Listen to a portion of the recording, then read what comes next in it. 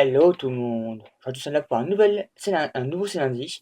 Un samedi qui va être très court puisque j'ai très peu lu en fait au final. Puisque même si je prends le train maintenant assez régulièrement, le matin je le prends à 6 heures du matin, du coup je dors dans le train parce que à 5 heures du mat, ben, on dort. Et le soir, le train est super blindé. Du coup, on peut pas ouvrir un livre dans le train puisque sinon, ben, on touche le voisin et que voilà. Du coup, c'est pas si simple que ça. Et puis, je reviens un peu plus tard voir pourquoi j'ai très peu lu en fait aussi. Donc, à quoi ça, ce que j'ai eu beaucoup de mangas. J'ai commencé la semaine en finissant la série Bakuman. Donc, je sais pas sur l'image, je pense pas. Il me restait 5 tomes à lire, j'étais au tome 15. Il y en a 20. Et j'ai fini la saga, donc je connais la fin maintenant. Une bonne fin, un bon manga. La chronique, normalement, arrive samedi prochain, puisqu'elle est déjà écrite. J'ai écrit déjà 2 chroniques, donc il manque une troisième à écrire. Mais je fais les deux avant pour être que ça soit prête pour demain. Donc ça va être un peu embêtant pour vous.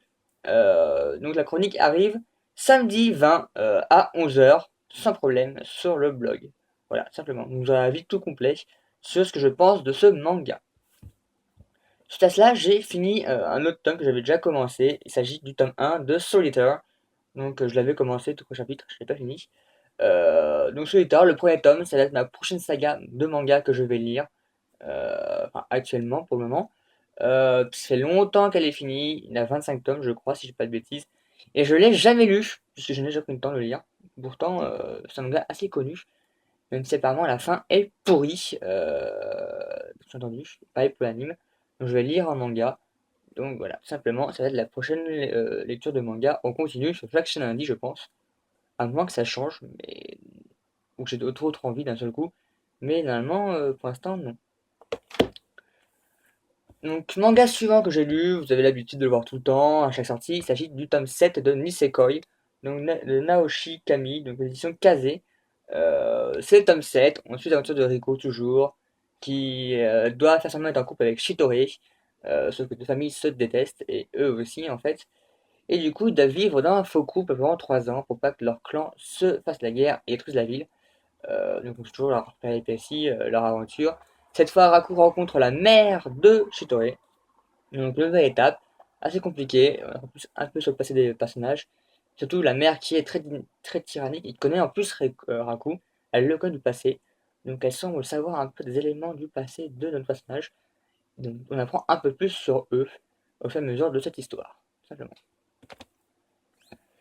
Autre tome que j'ai lu qui est assez express, j'ai enfin deux tome 3 de Adekan de Tsukiji Noa, donc chez Ototo Manga collection Seinen.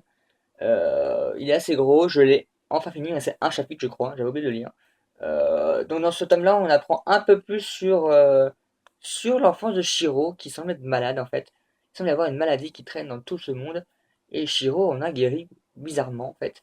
Enfin, on sait pas pourquoi, comment il a guéri, on sait pas. Alors que pas mal de personnages semblent être touchés par cette maladie, et il faut un vaccin tous les mois, sinon on en meurt.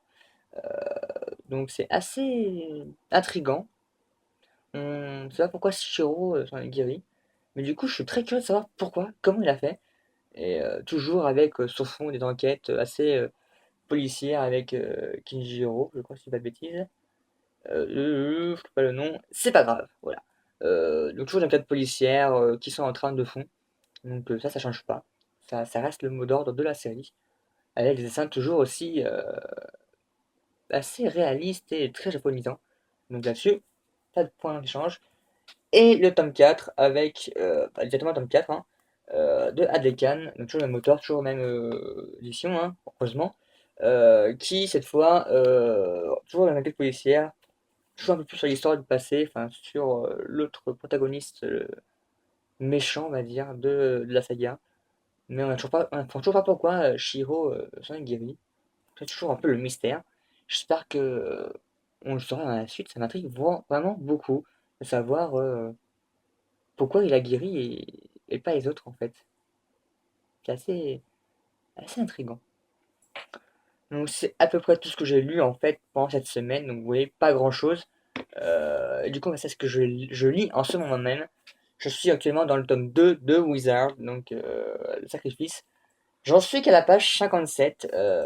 J'ai très peu lu à cause du train, principalement, mais aussi que j'ai encore très fraîchement le tome 1 dans la tête, où il ne se passait rien. Euh, pour le moment, ça commence déjà un peu plus rapidement. Il y a déjà de l'action un petit peu. Enfin, une base d'action qui commence au bout de 50 pages. Donc c'est déjà un bon plus par rapport au tome précédent. Mais malheureusement, je suis le contre-coup du tome 1 qui m'avait déçu. Et je sais pas si vous savez, mais dans ce moment-là où on a lu un tome qui m'a un peu déçu, on est réticent sur la suite et du coup, on, on retarde la lecture. On n'a pas trop l'envie de se plonger dedans directement. C'est un peu ça le problème que j'ai. Je pense pas le prendre le soir ou autre pour le lire. Il passe un peu à la trappe et à mon avis c'est bien dommage puisqu'il semble bien plus prometteur que le tome 1. Donc il faut vraiment que je me motive pour le lire et rentrer dans l'histoire une fois pour toutes et pouvoir le dévorer, enfin le dévorer, le lire rapidement. Une fois que je serai dedans, ce serait pas de souci. Une fois que je rentre dedans. Et ça c'est à cause du tome 1 entre guillemets qui bah, fait le contre-coup de l'image du livre en fait. Donc c'est un peu dommage. Mais bon, on va réussir à le lire. Et juste après, qu'est-ce que je vais lire? Je pense que ça va pas être... enfin, je sais pas du tout en fait.